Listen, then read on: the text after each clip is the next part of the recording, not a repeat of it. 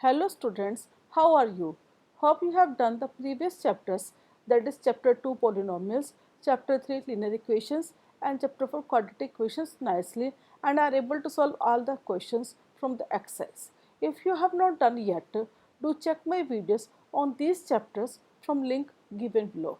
Today I will start the next chapter, that is chapter 5, and the name of the chapter is arithmetic progressions. Let us start with the chapter. First is introduction of chapter arithmetic progression, commonly known as AP. The AP means it is a list of the numbers in which each term is obtained by adding a fixed number to the preceding term except the first term.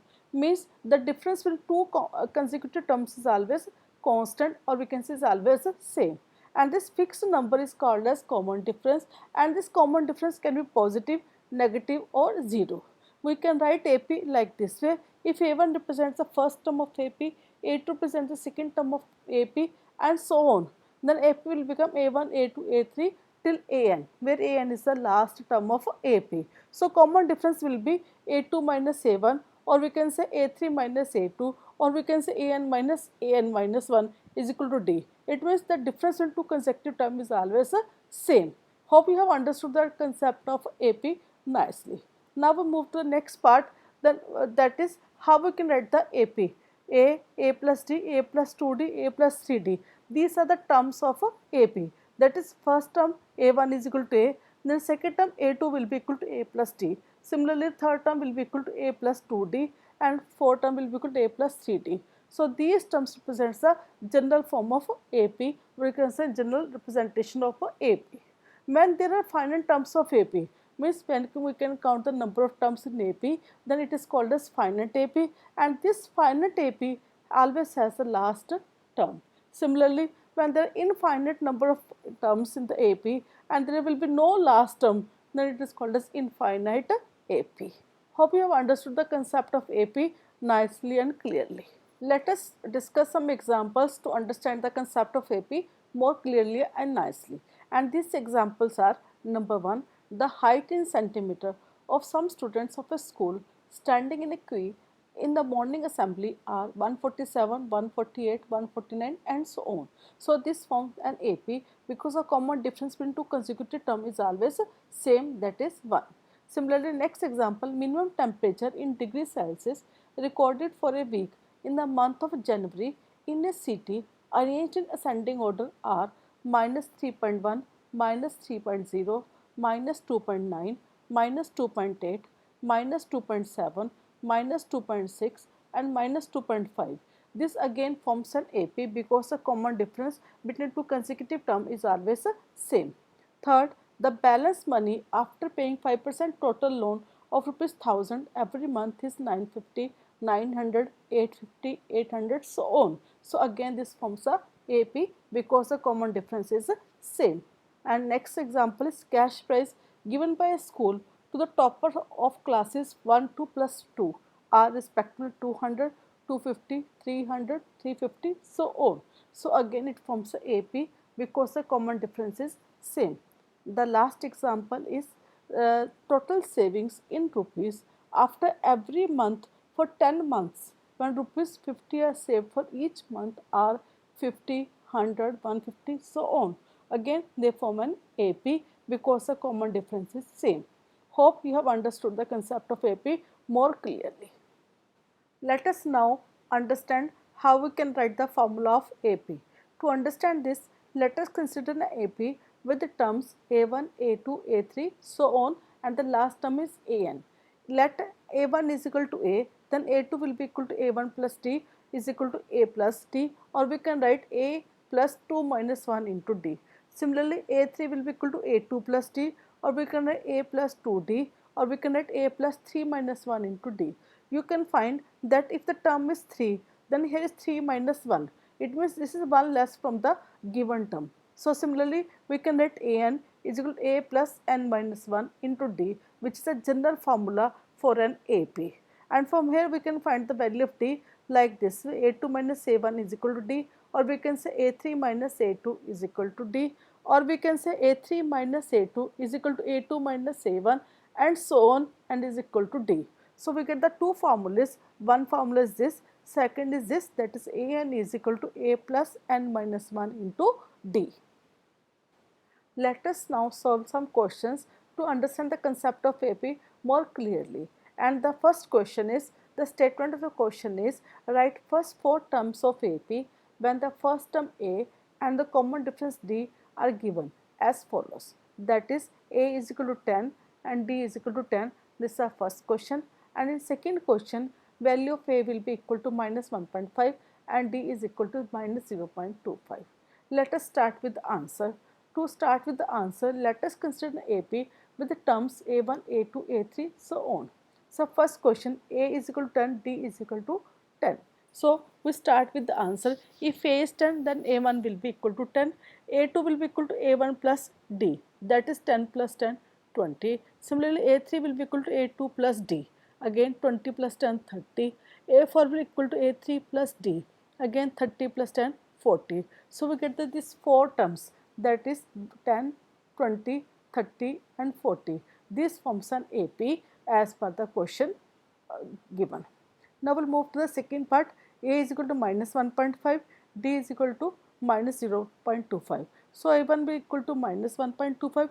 Similarly, A2 will be equal to A1 plus D and we get the answer minus 1.50. And A3 will be equal to A2 plus D and we get the answer minus 1.75. Similarly, A4 answer will be minus 2. So we get the four terms of AP as minus 1.25, minus 1.50 and minus 1.75 and last term will be minus 2. So this is the answer of this question. Now we move to the next question, that is which term of the AP, that is 3, 8, 13, 18 is 78. So according to question we have to find the n, that is an has 78 value. The value of n for which an has value 78. So let us start. So a1 will be equal to 3. Similarly, d we will find out a2 minus a1 is equal to 8 minus 3 is equal to 5. So nth term of AP is 78. That is an has a 78 value. By applying this formula, an is equal to a plus n minus 1 into d, we get the value of n as 16. The 16th term of AP will be 78. Hope you have understood this question more clearly. Now we move to the next question, and this question is, find the 20th term from the last term of AP 3, 8, 13 and 253. We have to find the 20th term, that is we have to find A20 from the last. So to understand this, we will write the AP in reverse order because we have to start from the end term. So end term will be the first term and we will just reverse the whole AP like this way, 253, 248, 243, so on 13, 8 and 5. So first we found the common difference between these two, that is 5, and in reverse it will be minus 5. So we'll write like this way. So now we start with the answer A20. A20 will be A plus 19D. So A20 will be 253 plus 19 into minus 5. Answer comes out to 158. So 20th term from the last will be 158. Now we move to the next question. The statement of the question is, if the third and the ninth terms of an AP are 4 and minus 8, which term of AP will be 0? This is a question from exercise 5.2. So let us start. A3 is equal to 4, A9 is equal to minus 8. Using the formula an is equal to a plus n minus 1 into d, so we will find out A3. A3 will equal to a plus 3 minus 1 into d, or we can say 4 is equal to a plus 2d. Similarly, A9 will be equal to a plus 9 minus 1d, or we can say minus 8 will equal to a plus 8d. We get these two equations. Now we subtract these two equations to get the answer of d and a. So when we subtracted, a will cancel out, minus 12 will equal to 60, or we can say d is equal to minus 2. We will substitute this value of d, that is equal to minus 2, in equation number 1 or 2, whatever you like you can substitute. I am substituting in equation number 1 to get the value of a. So 4 is equal to a plus 2 into minus 2, or 4 is equal to a minus 4, or a is equal to 8. Hence the value of a is equal to 8. Now we have to find which term of AP is a 0. That is, we have to find the nth term of AP is a 0, or we can say an is equal to 0. So putting the an is equal to 0 in the formula, 0 is equal to 8 plus minus 2n plus 2, or we can say 2n is equal to 10, n is equal to 5. So the fifth term of AP will be 0. Hope you are able to understand these questions nicely.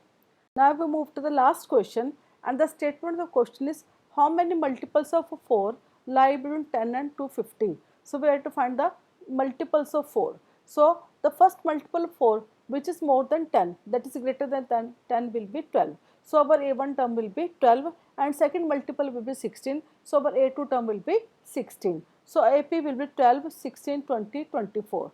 So these numbers are divisible by 4. So common difference will be 4. That is D is equal to 4, A is equal to 12.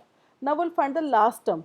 250 is not divisible by 4. So we'll find the remainder will be 2. When we divide 250 by 4, so remainder will be 2. So we subtract 2 from the 250 to get the last term, that is 248, which is divisible by 4. So this is our a n terms. Now we have to find the n using the formula a n is equal to a plus n minus 1 into d.